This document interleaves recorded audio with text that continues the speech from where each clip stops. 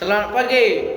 Perkenalkan, nama saya Misa Ginting, NPM 2315030019. Di sini saya akan menjelaskan kurikulum dari sekolah dasar dari kelas 1 dan 2. Kurikulum Merdeka kelas 1 SD fase A. Tujuan umum kurikulum Merdeka memberikan pengalaman belajar yang menyemangatkan dan bermakna, menekankan pada penguatan karakter, mendorong kemerdekaan belajar siswa sesuai dengan minat dan tahap perkembangan mereka, menyediakan ruangan untuk berdiferensiasi pembelajaran. Mata pelajaran kelas 1 SD kurikulum Merdeka. Bahasa Indonesia. Ciri khas kurikulum Merdeka di kelas 1 SD. Capai pembelajaran berupa target kompetensi yang dicapai dalam satu fase atau 2 tahun, bukan per tahun seperti sebelumnya. Modul ajar atau RPP Merdeka.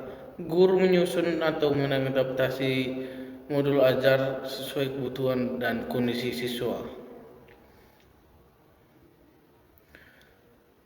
3. Proyek P5 atau Profil Pelajar Pancasila. Proyek tematik lintas pelajaran untuk menumbuhkan nilai-nilai seperti gotong royong, kreativitas, kebinekaan, kemandirian, bernalar kritis, beriman, dan bertakwa. Contoh tema proyek P5 di kelas 1. Aku sayang bumi. 2. Aku dan teman baru. 3. Hidup bersih dan sehat. 4. Penilaian format baru.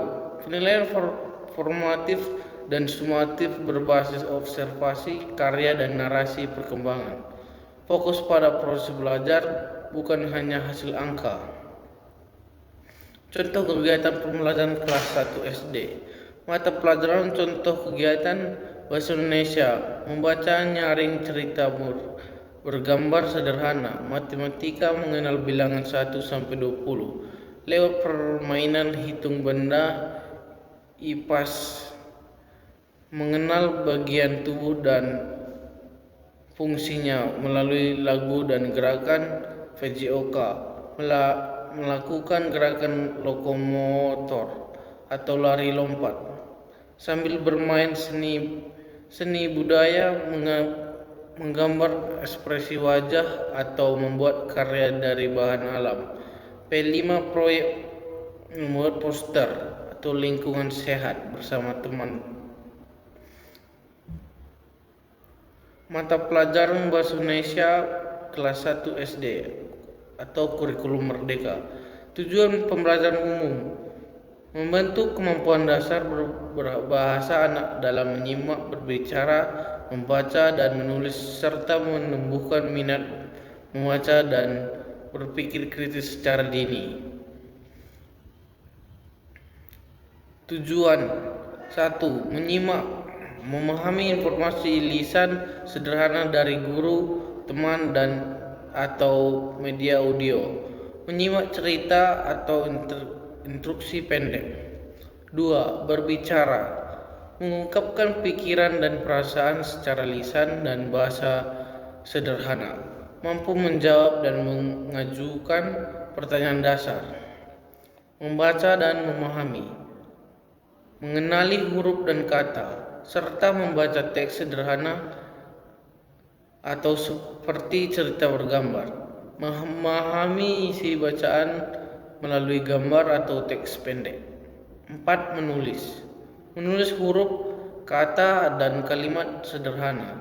Menyusun kalimat berdasarkan gambar atau pengalaman sehari-hari. Siswa dapat menyebut nama-nama benda di sekitar dengan kalimat sederhana. Siswa dapat menceritakan pengalaman pribadi dalam 2-3 kalimat. Siswa dapat membaca teks pendek dan menjawab pertanyaan tentang isi teks. Siswa dapat menulis deskripsi singkat berdasarkan gambar.